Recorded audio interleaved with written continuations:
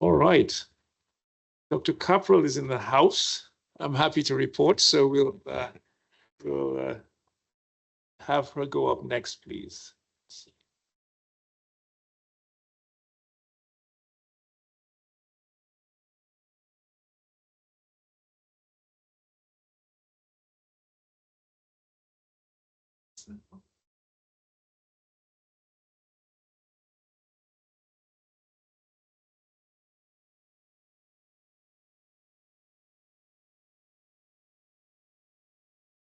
Okay, there we go. All right, so delighted to introduce Dr. Kapral, who is our second Hall of Famer to speak. So delighted that you're able to make it here, Moira. Um, but honored to have you in this esteemed group because of all the contributions that you've made. Dr. Kapral is currently the professor and chair of Department of Medicine at the University of Toronto. She's the Lillian Love Chair in Women's Health. She's director of the Women's Health Program, again, at the University of Toronto and the University Health Network.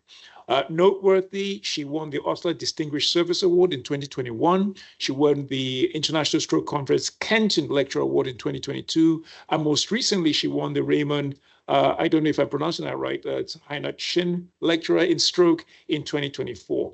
Dr. Kapral has made seminal contributions to how we assess stroke care and outcomes in different populations and how we also assess stroke quality indicators. In particular, she's done some very outstanding work in looking at the relationship between immigration status and stroke care outcomes, sex disparities and stroke care outcomes, and also assessing stroke care outcomes in the rural settings as well. Today, Dr. Kapral will be giving a lecture entitled The Impact of Social Determinants of Health on Stroke Care and Outcomes.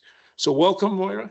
And again, happy you can please come up and I'll pull up your slides.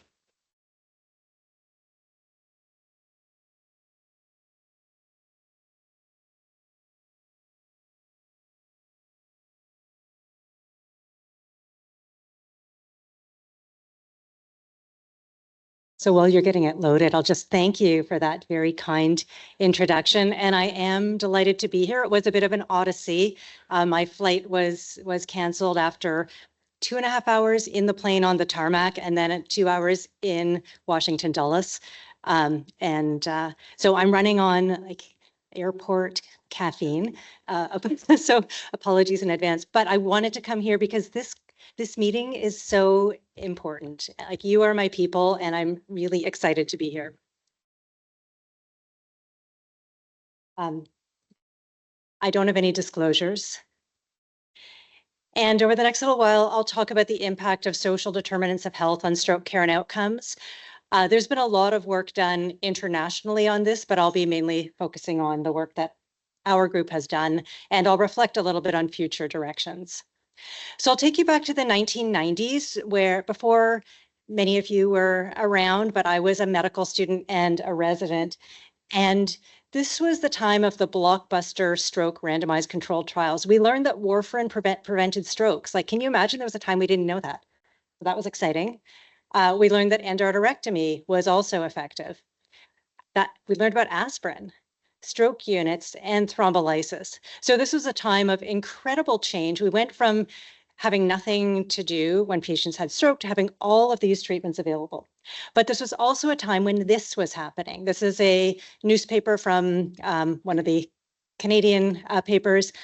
This young man in his 40s had a stroke at the movie theater. So witness, sudden onset, previously very healthy, had heard about these new stroke treatments, went immediately to the hospital, but the hospital he arrived at did not have a stroke unit, could not give thrombolysis. He couldn't get anything done. And so this was a time when people wondered, like, is this typical? What is the state of stroke care? And how do we even define high quality stroke care? And so a lot of work was done in the late 90s, early 2000s around defining quality indicators, establishing guidelines so that we actually knew what people should be doing. And then studying whether or not quality stroke care was being delivered, and it turns out it wasn't really. So this is from the Coverdell Registry from 2005, finding that a minority of patients are treated according to established guidelines. And so then there was the initiation of coordinated stroke systems of care, which were recommended and implemented worldwide. And we also realized that in order to measure the quality of stroke care and to see if this was working, we needed clinical stroke registry. So we created one in Canada, the Registry of the Canadian Stroke Network, and then of course the Kapral Registry, Get With the Guidelines, and many, many other clinical registries worldwide. So we now have the treatments, the stroke systems, the ways of measuring things. And we saw tremendous improvements in stroke care over time. Here's a recent study from Get With the Guidelines documenting sustained improvement in quality of care and outcomes. And as you know, worldwide, we've also seen dramatic decreases in stroke incidence and mortality in high-income countries. So great news. But my question has always been, are these improvements and is this quality seen across all patients groups?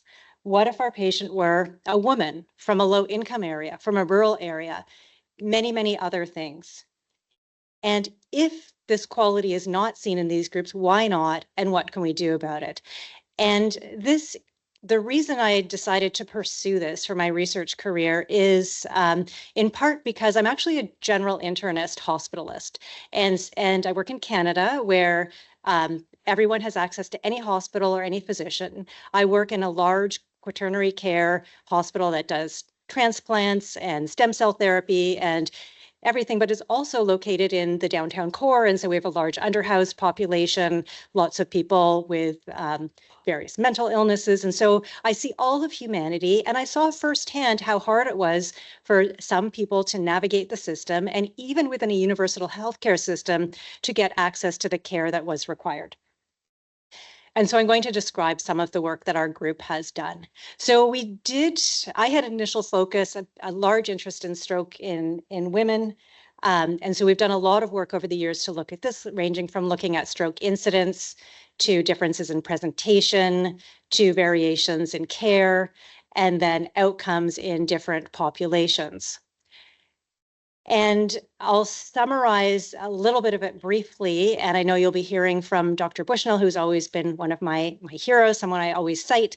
But this is a brief overview in terms of stroke management. There have been many, many studies over the years, including some of ours, and the findings are variable. But in general, most of the studies do find that women are less likely to receive some processes of care, like anticoagulation for atrial fibrillation, lipid screening, prompt neuroimaging, stroke unit care, and thrombolysis, more likely to receive EVT. And in the studies that did find differences, the actual absolute differences are relatively small, and most processes of care are similar. And in those studies that tried to tease out why there are differences, they often are related to age and comorbidity. Where there is consistency across studies is that there are substantial sex differences in premorbid status. So atrial fibrillation, dementia, hypertension are more common in women. And women are more likely to live alone, have more disability prior to stroke, and be older. And you can see how all of these factors would affect how someone does the stroke severity and how they fare after stroke. And I'll just highlight the huge differences in age at the time of stroke presentation. This is data from a German stroke registry, and the women are in orange. And you can see how there's this huge spike in numbers in the older age group. So really different patient populations. So again, it's not hard to see how people might fare differently. And we do find that women fare worse after stroke with greater disability, more post-stroke depression, more long-term care admission, greater care needs even within long-term care, and poorer health-related quality of life. But again, in the studies that have looked at the drivers of this, it is often due to age, comorbidity, social supports, and pre-stroke functional status. And once one adjusts for these, the sex differences tend to be minimal. And so that's led many to say that rather than continuing to focus on the differences between the sexes, we should now turn our attention to potential targets to improve outcomes in women. So addressing some of those things that we've already identified, like undertreatment for atrial fibrillation, so that we can prevent more severe strokes and prevent better outcomes. And including women in clinical trials, because there's underrepresentation. We've also done work looking at the impact of socioeconomic status and rural residents on stroke care and outcomes. And a bit about socioeconomic status. We know that lower SES is associated with poor health.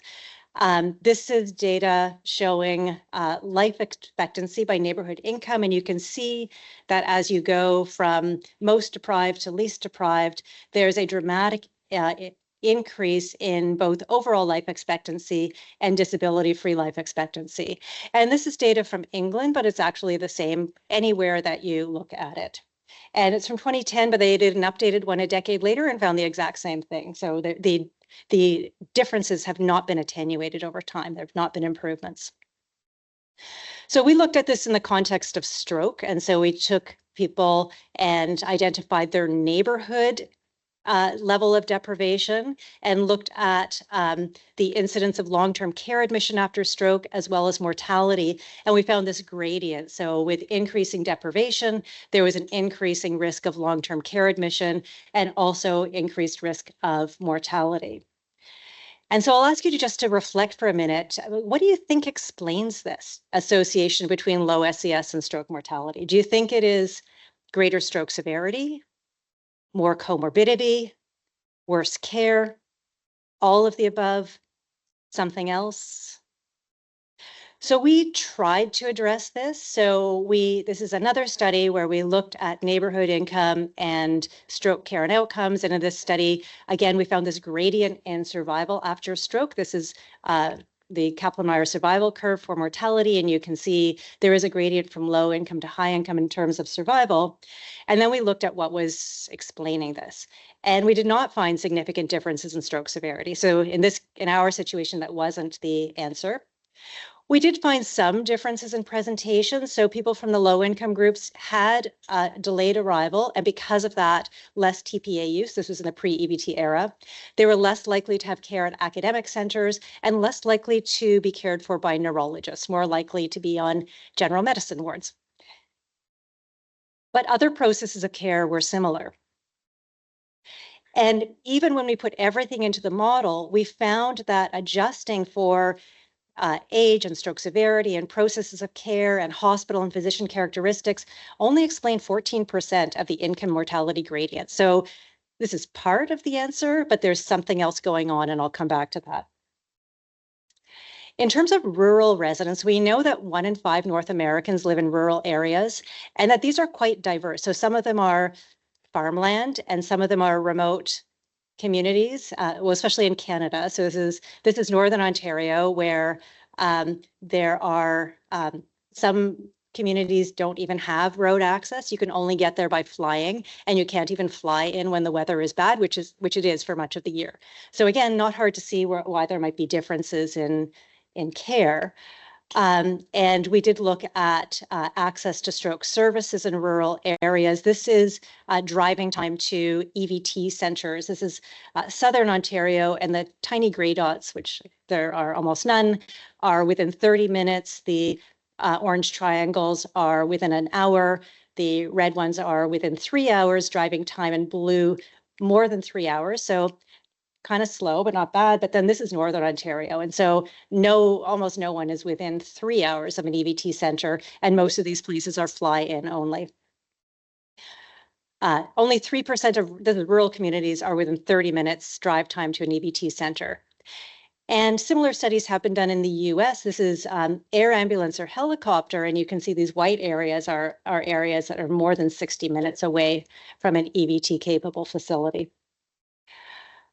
We also looked at rural-urban differences in stroke risk factors and incidence and mortality, and we did find worse cardiovascular health in rural areas. So this is the prevalence of risk factors. So you can see the rural areas in the dark blue, more smoking, obesity, higher alcohol consumption, and overall poor cardiovascular health.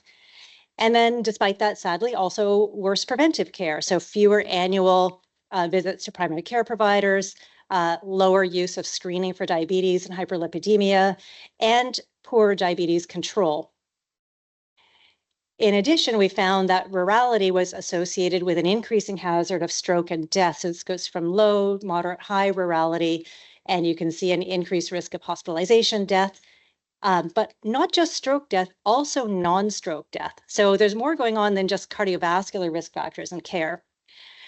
So our take home from this is that we do need to improve access to stroke care. We need to improve the quality of stroke care. in rural areas.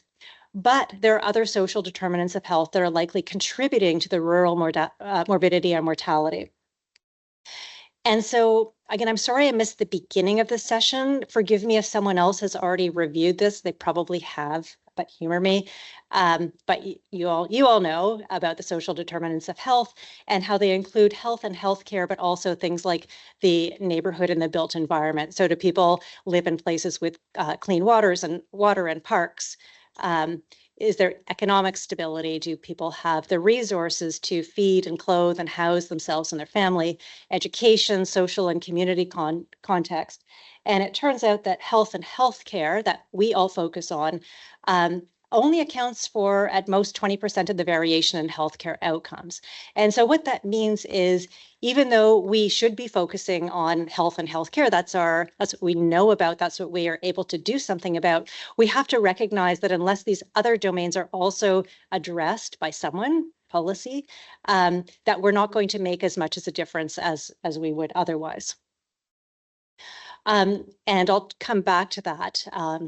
Just tying into that, we've also done some work related to ethnicity. We use surname algorithms to identify people of South Asian and Chinese descent, which are the major ethnic groups in Canada.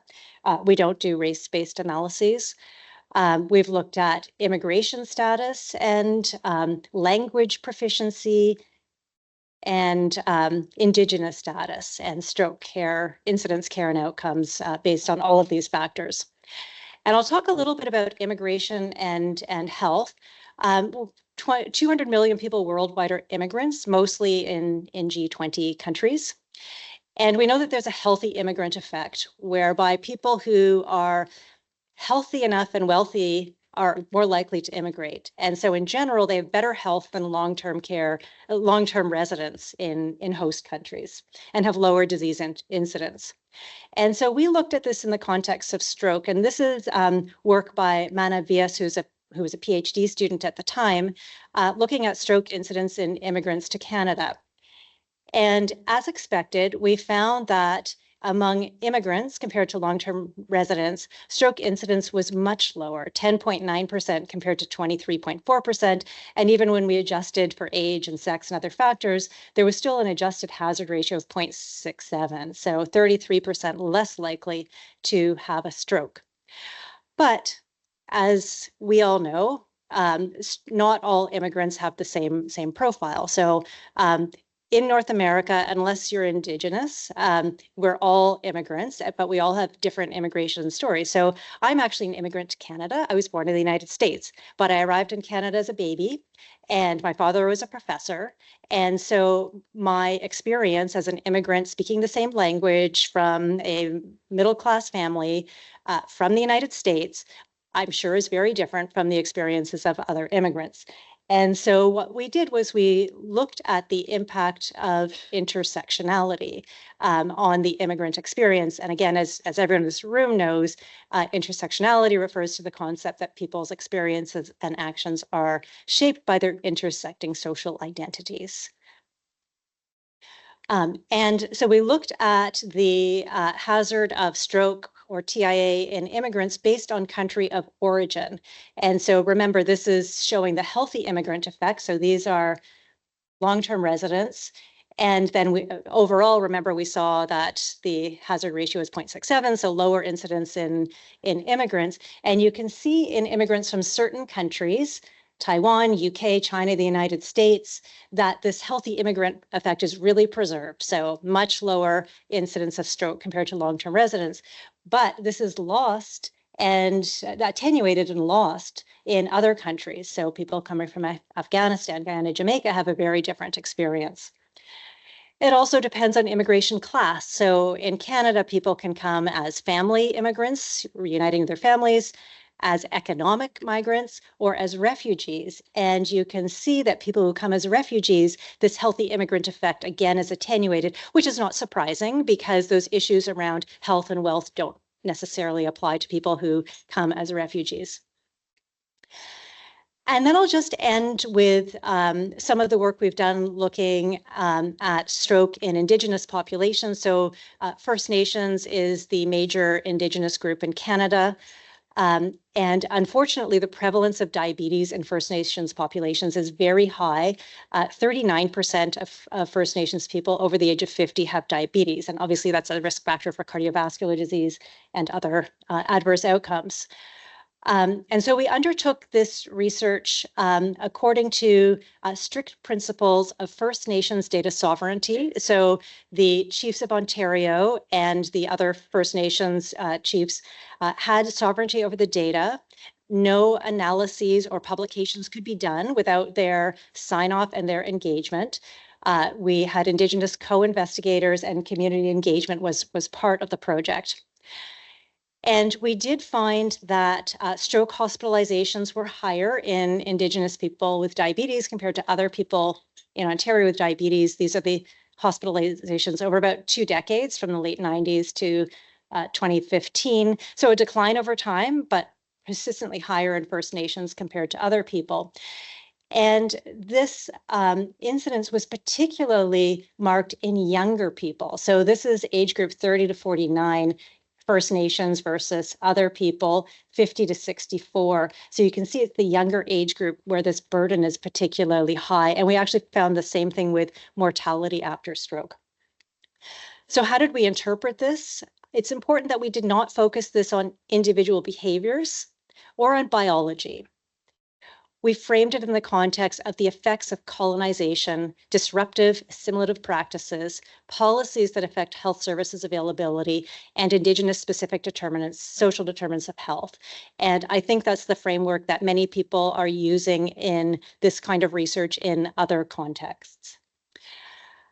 So that's just a snapshot of some of the so-called disparities research that we've done. This is a picture from an article that Bruce had me write a couple of years ago. I think we've gone from initially describing differences, and I want to say that there's been a lot of focus on moving on from describing, but describing is still really important. Until you have the data, until you have a paper you can cite, people are not going to care. So you can say, well, in my experience, what I've observed, this group is not getting care, this group has more of whatever. People will not do anything about it until you have a publication or an analysis that you can share. So I think describing differences is still really important. I know granting agencies want to move on, but this is important. It's also helpful to determine which are actually disparities or inequities as opposed to differences. Sometimes differences are there for legitimate reasons. So doing that exploratory work to figure out why. And then moving on to understanding the causes and identifying potential solutions is going to be really important for the future. And recognizing that solutions will often involve policy and go beyond what we are able to do as medical professionals. So to sum up, there are lots of variations and inequities based on social determinants of health. The next wave of research will need to focus on understanding the causes and solutions, but still documenting differences where we don't have the data or updating it where the data are old. And I will thank you now.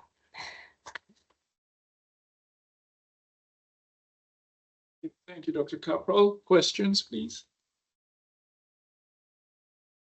I can start off. Thank you for that wonderful presentation.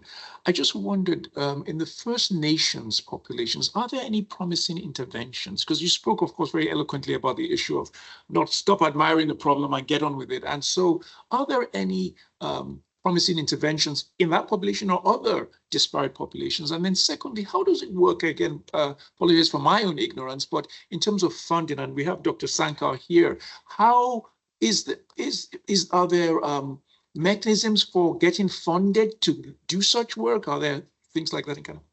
Yeah, thanks for that question. So in terms of potential solutions for the First Nations communities, we're lucky that the government actually has an interest in addressing this. So we're working, and the government also coordinates stroke systems through our coordinated stroke system. So again, having the data is really helpful because we can say these are the communities where they don't have access to a physician, where this isn't available. So it's partly having the data, and we don't have, so the study I showed you was only people with diabetes.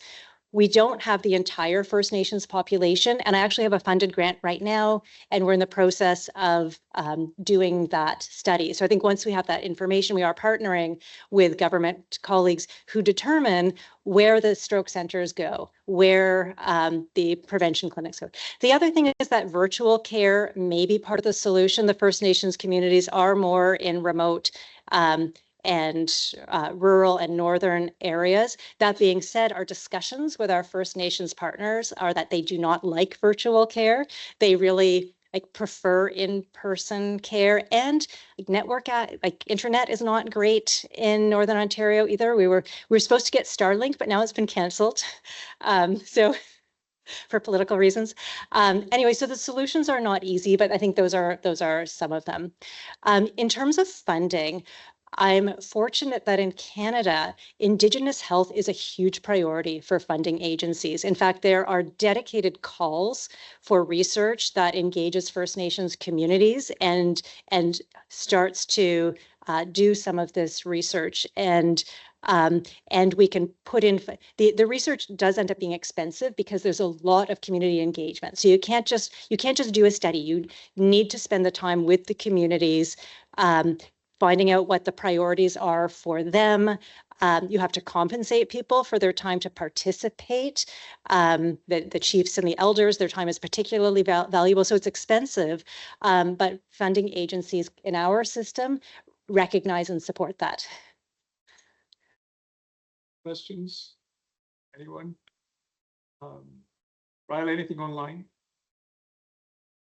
And so, Moira, it's very similar to what we've been trying to do in Sub-Saharan Africa as well. A lot of community engagement, and you're fortunate to have that built into the mechanisms, but it's a little bit harder. We're grateful, of course, for the funding we've received, but it's harder to really convey how important that is for those populations. And so, and then once the study is done, making sure that that communication is extremely important. So I'd love to learn more from what you're doing. I'll say it takes a long time. Yes. Like this engagement, it takes a lot of time. No, and what you just said, you just don't roll up and do study. You usually have to, and so that's great. Oh, several questions. Okay, Dr. Boschner, and then Dr. Juela, and then I think there's a question online as well. Okay. I just want to commend Moira for all the work that she's done, and you're so persistent, and I just love the fact that you're really getting to the root of the problem, and I just wish that we had the same kind of emphasis on these types of populations in the U.S. Well, thank you, Cheryl. As I said, I've been an admirer of you for so long. I always cite your papers, so thank you for everything you've done. Dr. Juela? I think that often trainees ask me, like, what do we do with all this socioeconomical information? And we are clinicians, researchers, but it seems like these are problems that we cannot solve. So what is kind of like a low practical hanging fruit kind of recommendation to say, don't give up? Yeah, what I would say is that our contribution is doing the research and providing the data. So you need the data before you can change policy. So some people in healthcare also end up having policy positions and being able to change things on other fronts, and that's great, but most of us will not. Sometimes we can partner with people, and so there are institutions where people can partner with government and so on. But even if you don't have that, especially if you're early career, just doing the work is important because we need that data, we need that information, or else nothing's going to change. So yeah, tell them to persist. We need the information. Just going to check the chat for the question. Yes. Is that a question, the infection one? Yes. Okay, so infection near the time of stroke has been shown preclinically to exacerbate infarct size and behavior deficits. Have you looked at infection at the time of stroke in your clinical population as a social type determinant of outcome? That's a great question. And yes, I've seen that data. We have not looked at that. we could. We have the data sources to do it. Thank you. Oh, Dr. Sanders, question. Yeah, I think on the same lines I was going to ask. So one of the big determinants of both vascular, recently figured out vascular and brain health is oral infection. And there's a lot of data to suggest, and very uniquely different from everything else. One is that women tend to seek care for oral care more than men. However, in the rural side, there's less accessibility to care. So wanted to see if you have any comments on how does it look in Canada or. Yeah, no, this is a great line of inquiry, not something I've looked at. I'd have to think through our data sources and see what we have. But yes, I still remember at ISC all of the excitement around how many times a day you had to floss to have better cardiovascular outcomes. We don't have that granularity of data. We don't have flossing information, but certainly around infection. So I have not looked at this, but certainly something we should look into.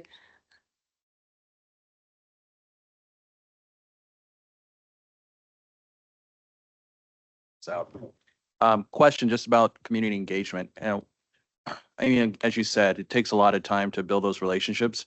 Have you noticed that that is like modify the behavior of the people that the target of the intervention? So are they more engaged in seeking help, or does it change their, not that they have to, but clearly there's a disparity, there's a problem. And so the hope is that the investment, which can be a lot, is going to have some payout and change the outcome. Do you see that? And that might be low-hanging fruit, or maybe something that, again, you have to wait for and you see after years of the intervention.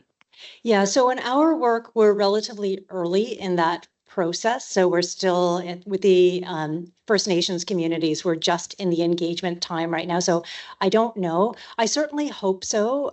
As part of our planning, we've included specific knowledge translation activities within the community with the hope that things will change, but we don't know yet from my work. I think you'll be hearing from others today who will talk about that. And it's a great question. I just had a grant reviewed that was not discussed. And as I recover from that, but one of the comments about was that question, they said you've been doing work in Africa for a while. It's how much more community engagement and how much more capacity building do you need to do? And again, it's trying to enlighten people that it's tedious. It takes time. To your point, you hope that, of course, the investment is worthwhile. But again, trust doesn't come easy, and trying to engage people, it takes a little bit of time. But of course, it takes resources and money, understandably, as well. And so, yeah, it's a great question. Before we're going to take a break. Before we take a break, I want to recognize Dr. Edwards, who's chair of the Department of Neurology. John, I'm going to put you on the spot. You want to say a few words because your department is kindly supporting this in many ways. And so do you want to...